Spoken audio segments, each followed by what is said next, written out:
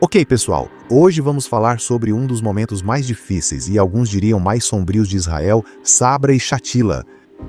Antes de começarmos, preciso contar para vocês o que eu acho um dos aspectos mais fascinantes da psicologia humana.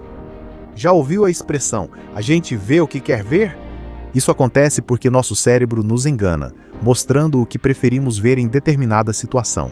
Isso se chama viés de desejabilidade e pode atrapalhar a enxergar as coisas como elas realmente são. Então aqui vai o meu pedido. Não importa como você vê Israel, se você ama Israel ou se você odeia, preste atenção neste vídeo porque ele complica qualquer narrativa que você tenha. Mas eu acho que temos o que é preciso para enfrentar isso de cabeça erguida. Eu sou Noam e você está assistindo a história de Israel explicada. Yala, vamos lá!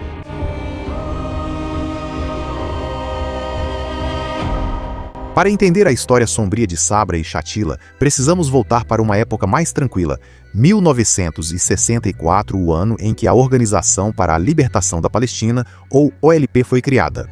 Ok, talvez não fosse uma época tão tranquila para os israelenses porque em 1964 a OLP era uma grande pedra no sapato de Israel. Hoje o site oficial da organização a define como a personificação do movimento nacional palestino, uma ampla frente nacional ou organização guarda-chuva. Mas sua carta de 1964 conta uma história diferente. Ela nega a conexão judaica com Israel e conclama, abre aspas, a Guerra Santa até que a vitória completa e final seja alcançada. Sim, é uma citação direta. Quando Yasser Arafat se tornou presidente da OLP em 1969, ele levou essa Guerra Santa para as ruas. Primeiro, a OLP tentou assassinar o rei da Jordânia. 2 vezes. Compreensivelmente, o rei jordaniano expulsou eles do seu país. Em 1971, a OLP já tinha se estabelecido no sul do Líbano. Eles se acomodaram criando um estado dentro de outro estado e aterrorizando os moradores locais. E atacando Israel. O ataque mais brutal deles aconteceu em 1979, pule essa parte se você for sensível. Trabalhando com a Frente de Libertação da Palestina, um adolescente druso-libanês chamado Samir Kuntar cruzou para Israel vindo do sul do Líbano. Depois de assassinar um policial, Samir Kuntar e seus cúmplices invadiram o apartamento que Danny Hiran dividia com sua esposa Smadar e suas 2 filhas pequenas. Haran escondeu sua esposa e filha de 2 anos em um espaço acima do quarto, mas antes que pudesse fugir com Ainat, de 4 anos, Samir Kuntar invadiu o apartamento. Ele forçou Danny e Ainat a descerem até a praia. Samir Kuntar fez Ainat assistir enquanto atirava e afogava seu pai. Depois, ele esmagou a cabeça dela. Enquanto isso, Smadar se encolhia em sua própria casa, paralisada de medo. Na tentativa de manter o bebê quieto, Smadar acabou sufocando-a acidentalmente. É uma história que poderia ter saído da Polônia em 1942. O público israelense ficou chocado. No dia seguinte, as forças de defesa de Israel bombardearam uma base de treinamento palestina no Líbano, mas a OLP não se intimidou e lançou uma chuva de foguetes no norte de Israel. Em 1982, um grupo dissidente obscuro da OLP atacou o embaixador israelense na Inglaterra. Finalmente, o primeiro-ministro israelense Menachem Begin declarou: chega, basta! Menos de 72 horas depois, tanques das Forças de Defesa de Israel avançaram para o sul do Líbano. O objetivo deles? Criar uma zona de segurança de 40 quilômetros entre Israel e as bases da OLP, origem de diversos ataques. As Forças de Defesa de Israel criaram rapidamente a zona de segurança, mas a situação se complicou rapidamente.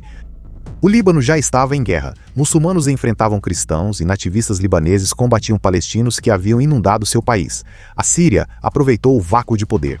As forças de defesa de Israel também participavam procurando membros da OLP.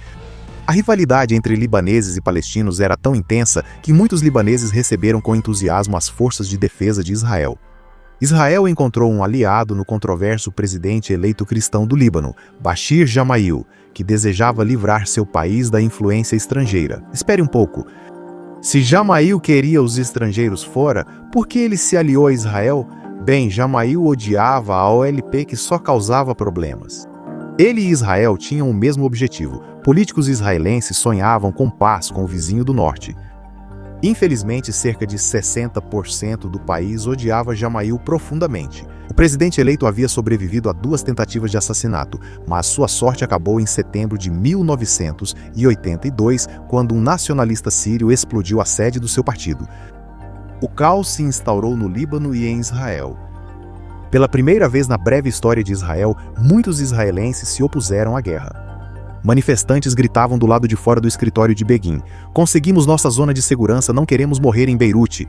Um pai enlutado escreveu uma carta forte a Begin: "Meu amado filho está morto por causa da sua guerra. Não é nossa guerra, é a sua guerra." E o sentimento anti-guerra estava prestes a crescer. O assassinato de Gemayel trouxe sérias repercussões.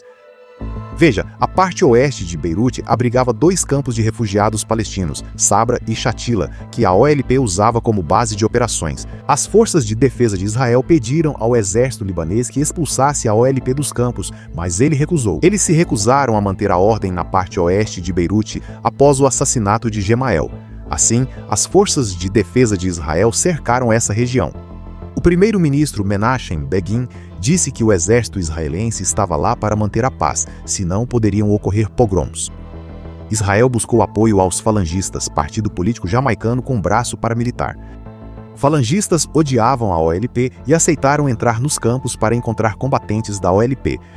Os falangistas coordenaram-se com as FDI. Eles cruzaram as linhas das FDI rumo a Sabra e Shatila. Soldados falangistas pediam periodicamente para as FDI lançarem sinalizadores sobre os campos. Estava escuro, diziam, precisavam dos sinalizadores para enxergar, então os soldados israelenses atendiam ao pedido. Quando os falangistas pediram, os israelenses dispararam morteiros. Israelenses enfrentaram tiros e RPGs dos campos, acreditando ajudar os falangistas a neutralizar um reduto da OLP, mas algo estava errado. Um soldado falangista foi ao cruzamento onde estavam os israelenses. Ele se gabou que a milícia já matou 250 terroristas. Os israelenses reviraram os olhos. Não tem como esses falangistas idiotas terem neutralizado 250 terroristas em tão pouco tempo, disseram eles. O mundo inteiro descobriria depois que os falangistas estavam contando civis nesse número de mortos. Ao longo de 2 dias, a milícia cristã massacrou, mutilou e estuprou entre 800 e 2.000 refugiados palestinos. Tudo isso enquanto as FDI iluminavam o caminho com sinalizadores sem notar o que ocorria. Embora haja todo um debate sobre isso, então chegou a hora da pergunta de $1 milhão. O massacre foi culpa de Israel? Uma parte do público israelense parecia pensar assim, pelo menos um pouco. Aproximadamente 10% dos israelenses protestaram nas ruas com cartazes como: "Se eu esquecer Sabra e Shatila, que eu esqueça Jerusalém." O rabino Yehuda Amital, chefe da Yeshivatar em Sion, condenou o massacre como, abre aspas, um pecado que nem mesmo o Yom Kippur pode expiar. Mas outros discordaram. O primeiro-ministro Begin resumiu de forma amarga: "Gentios matam gentios e eles culpam os judeus." E então o governo israelense fez algo notável. Ele lançou luz sobre seus cantos mais sombrios, estabelecendo a comissão de inquérito Khan para descobrir o que realmente aconteceu. E em fevereiro de 1983, a comissão já tinha seu veredito. Apesar de a atrocidade ter sido cometida pelos falangistas, o ministro da Defesa, Ariel Sharon, era pessoalmente responsável. Ele e o chefe do Estado-Maior das FDI, Rafi Eitan, permitiram que uma milícia cristã libanesa entrasse em um campo palestino majoritariamente muçulmano durante uma guerra civil. A comissão concluiu que o governo israelense era indiretamente responsável pelo massacre. Begin não se opôs ao saber que os falangistas estavam nos campos. Depois ele disse que ninguém poderia prever o que os falangistas fariam. A comissão achou isso pouco convincente, já que o próprio Begin disse que as FDI estavam em Beirute Ocidental para prevenir pogroms. Então, a comissão concluiu que se tivesse se envolvido mais, Begin poderia ter evitado o massacre. A comissão reconheceu que a responsabilidade pela atrocidade recaía sobre várias partes, mas os falangistas e o exército libanês não demonstraram interesse em investigar o caso. 13 massacres horríveis marcaram a Guerra do Líbano. Em 1985, xiitas libaneses e sírios massacraram quase 4.000 palestinos em Shatila. Não preciso dizer que nunca criaram uma comissão de inquérito sobre esse massacre. Israel foi o único com integridade para investigar sua responsabilidade em um massacre. Isso não faz de Israel um santo, mas é importante reconhecer isso. As Forças de Defesa de Israel, FDI, entraram no Líbano para pôr fim ao reinado de terror da OLP, mas se envolveram em uma guerra sectária brutal. Foi o único dessa guerra com coragem ou ética para se encarar no espelho, mesmo quando não gostava do que via. Porque Israel é uma democracia e democracias não são ameaçadas pela verdade, elas são ameaçadas pela sua supressão. Vamos ser claros, este não é o momento de glória de Israel, mas tenho que dizer que depois de Sabra e Shatila, Israel demonstrou sua disposição de enfrentar momentos difíceis. No fim, essa disposição não é fraqueza, mas força. Isso diferencia Israel. Acho que não devemos tomar isso como garantido. Gostou do vídeo? Quer saber mais sobre a história de Israel? Inscreva-se, aproveite e continue aprendendo.